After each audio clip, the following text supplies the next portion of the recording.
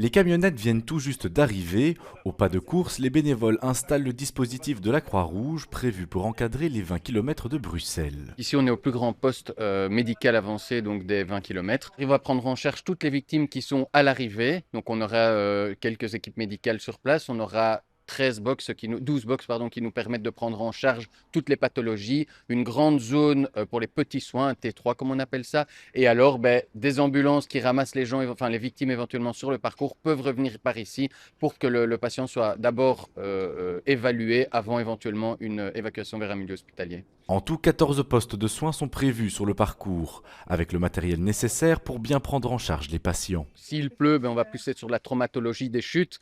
On a pas mal de petits soins avec les t-shirts qui frottent, etc. Si la température est élevée, alors là, on est plus sur des hyperthermies, des gros malaises. On est plus ou moins à 400 in dans nos différents postes, que ce soit sur le parcours ou à l'arrivée. Mais les grosses années, on arrive à 600, 650 personnes. Et en général, on est entre 7 à 20, 25 évacuations. La Croix-Rouge investit aussi le toit du cinquantenaire.